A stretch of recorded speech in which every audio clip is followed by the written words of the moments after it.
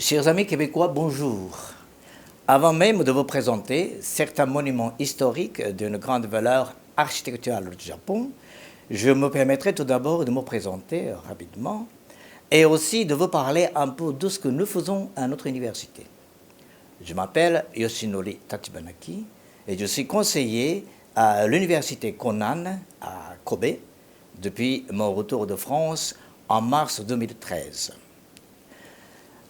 À l'université, je donne des cours de français et j'en ai encore un autre, un peu spécial, sur la francophonie. Et j'en profite pour faire connaître à mes étudiants le Québec, votre pays, comme région francophone par excellence. Dans mon cours, je commence par leur expliquer, grosso modo, l'histoire et la géographie du Québec, et aussi je leur présente les deux villes principales, c'est-à-dire Québec comme ville administrative et Montréal comme ville plutôt commerciale, économique et culturelle. Je crois que parler de Montréal est d'autant plus important, surtout du point de vue de la francophonie, que Montréal est la deuxième grande ville après Paris, peut-être bien la troisième, si l'on tient compte du nombre très important des habitants francophones de Kinshasa, la capitale de la République démocratique du Congo. Bon, de toute façon, dans mon cours, je parle bien sûr de plusieurs activités de Montréal, culturelles, artistiques, sportives, technologiques, informatiques, etc. Mais pour leur montrer quelque chose comment dirais-je, quelque chose de symboliquement intéressant, je cite le Cirque du Soleil, entre autres, puisqu'il est largement connu à travers le monde et qu'effectivement, ses performances sont très bien appréciées aussi au Japon. J'ajouterai en l'occurrence qu'à l'automne 2014, j'ai organisé, dans le cadre de mon cours, une conférence un peu particulière sur le Cirque du Soleil, en invitant, moi aussi, M. Claude Bourbonnière, qui viendrait au Japon, comme conférencier invité par l'association de chefs d'entreprise de la région de Kansai.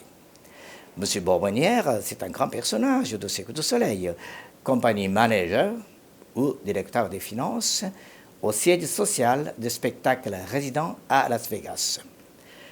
Je lui ai donc proposé l'invitation de notre université par l'intermédiaire de Madame Kimi Amano, une amie à moi de longue date, qui était attachée culturelle de la délégation générale du Québec à Tokyo.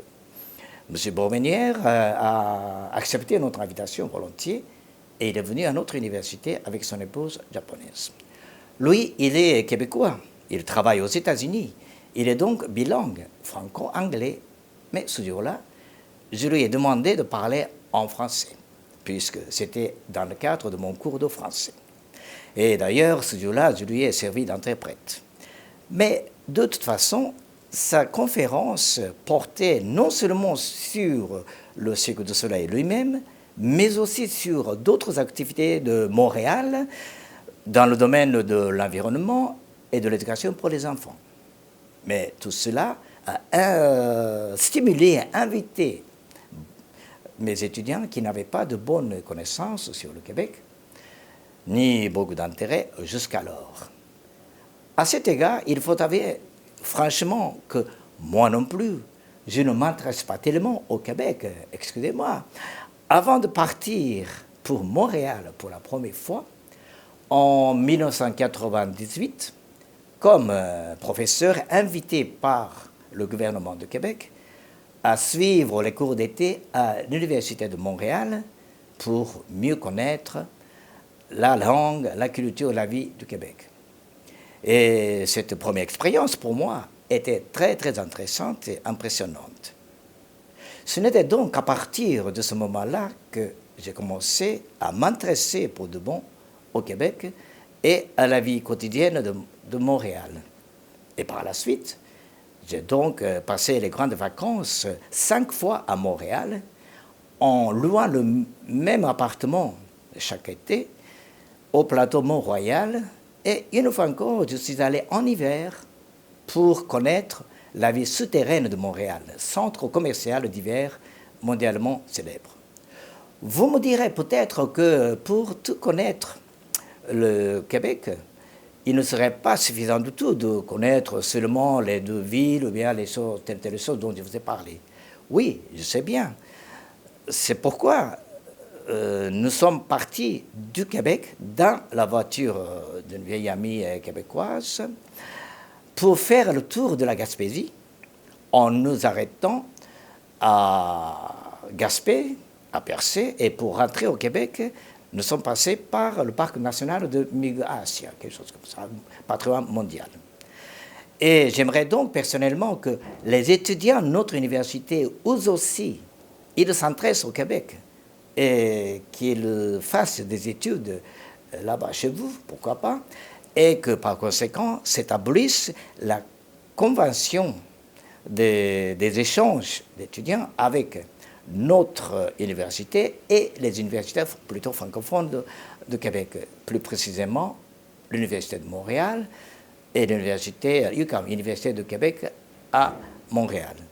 Pour réaliser ces échanges, Madame Noriko Nakamura, directrice de l'Institut des langues et de culture de notre université, et M. Yukio Konishi, directeur adjoint des centres des échanges internationaux, et M.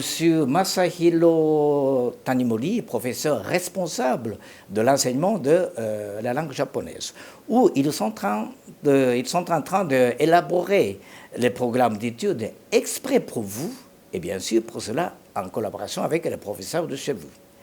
Notre université organise par ailleurs les échanges d'étudiants avec une dizaine de pays étrangers, comme les États-Unis, l'Angleterre, l'Allemagne, la France, l'Australie, la Chine, la Corée, et le Canada anglophone, bien sûr, mais hélas, pas encore avec le Québec francophone.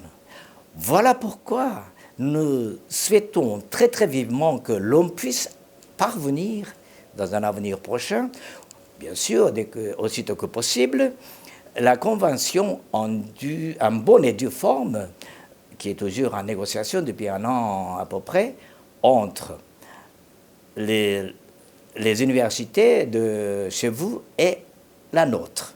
Voilà, je vous remercie beaucoup de m'avoir écouté jusqu'à la fin avec patience.